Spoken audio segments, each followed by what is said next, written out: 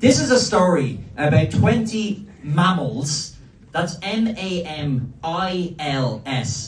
middle-aged men in Lycra, for people who are not familiar with that expression. Now, this is a story of how 20 intrepid mammals cycled from the southernmost tip of Ireland in West Cork and Mizenhead all the way up to the most northerly point in Mallinhead and Donegal, which Brian has already stolen my joke by saying is not in Northern Ireland, but is in the south of Ireland. However, we can move swiftly on from that. Thank you for that, Brian. This is a story of how we signed up for 3 days to cycle 700 kilometres from the south all the way to the north. Now, at this point in the recording, there was a technical error. The question I was about to ask was, why on earth would we sign up to cycle from one end of the country to the other in the first place?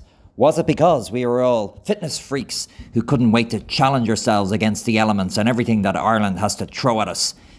If you saw the state of the rabble that gathered at Mizenhead that morning, you would know the answer to that question is most definitely no.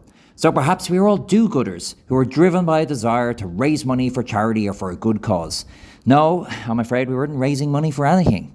So then, why did we do it? Well, we were motivated by that purest motivation that has inspired middle-aged men since time began. We did it because it was a great excuse to get away for a weekend with the lads. And as any middle-aged woman will tell you, a middle-aged man will do practically anything to get away for a weekend with the lads. Yes, in an ideal world, you just, go away for a match for a weekend or go for a gig and have a few beers and relax. Nothing too taxing. But if it means you have to sign up to cycle from one end of the country to the other to get away for a weekend with the lads, then so be it. That's just what you have to do. Now, let us rejoin our merry band of intrepid mammals as they gather at Mizenhead.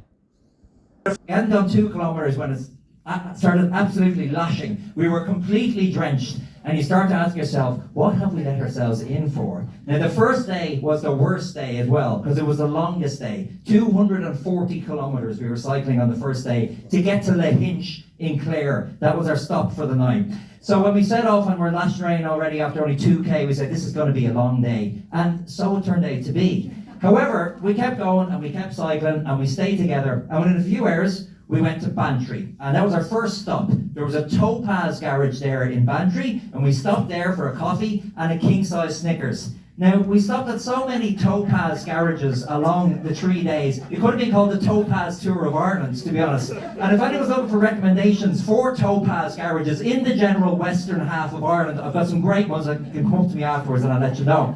But anyway, after stopping at the Topaz and having our quick refreshment, we got back on our bikes and off we went again to Killarney, which was our lunch stop. So after 5 hours, 120 kilometres, we're halfway there now for the day. We're in Killarney, we stop for lunch, we have hot food, we have hot drinks, and we make liberal use of the hot hand dryers in the gents to warm our gloves, to warm our feet, and just to warm our bodies generally. This didn't enamour us to everybody else who was in the hotel, I have to say. But we were in and out of there within an hour, so it wasn't too bad. Now off we went again, and we got back on the bike with a certain amount of urgency because we had to get to Tarbert, which is in North Kerry, by 5:30. The reason being that we had to get the ferry from Tarbert across to Clare. Now, for those of you who don't know Tarbert, Tarbert's famous for a few things. There's a Tarbert power station. There's Tarbert Fort.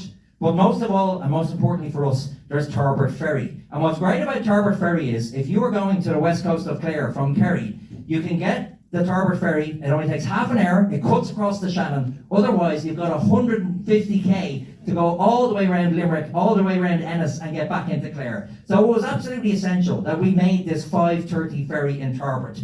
The other thing is that there was a ferry later on, but if you missed the ferry at 5:30, then you'd have to wait probably an hour for the next ferry.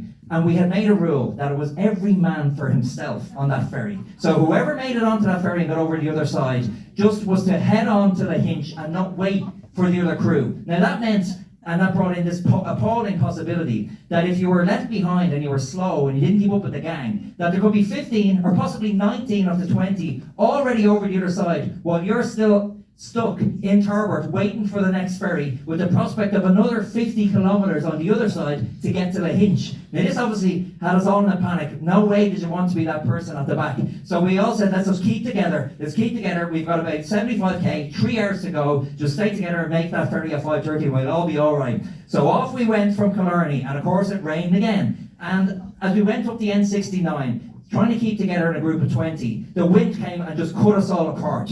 So next thing, we had 4 of the fastest guys up ahead at the front. They were really strong. They were gone. Then I was with another group of 3, so 4 of us behind them. And then behind us again was the other 12. So we were split apart into 3 groups, and all of us are thinking, we just need to make up to Tarbert by 5:30. So we kept cycling. And then eventually, our little group of 4, we got to Listowel. Now Listowel, Jack B. Keane country, of course, went past the Jack B.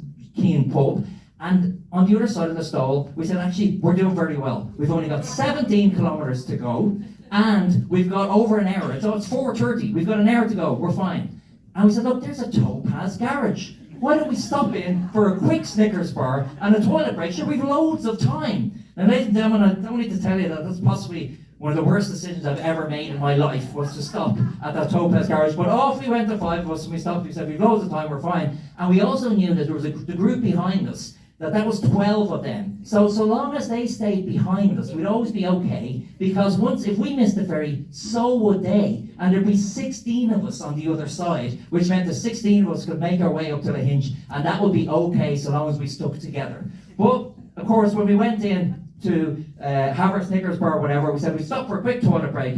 But ladies and gentlemen, we massively underestimated the time it takes to go to the loo when you are in cycling gear and you are a man. So ladies and gentlemen, as a man, you're used to a very simple thing when it comes to going to the toilet. You've got a zip, you put it down, you pull it back up. You've got a belt, you open it, you close it, that's it. Unfortunately, for those not familiar with cycling gear, you've got cycling bib shorts that you wear. That's the padded shorts, the famous padded shorts. But they fall down. So what you quickly advance up to is shorts which have braces basically attached to them. So they keep up like that. So you put those on first. Then you have to put your jersey on over that. Then you, of course, you put your gilet on. Then you put your rain jacket on. Then you've got your gloves. Then you've got your helmet. Then you've got your glasses. You might have a snood. And you've got to get all of that off, of course, when you go to the loo. So suffice to say, long story short, what should have taken 3 minutes took 20 minutes. So next thing you know, we're all finished, we're back on the forecourt of the Topaz, and suddenly we're looking at our watch going, the hour we thought we had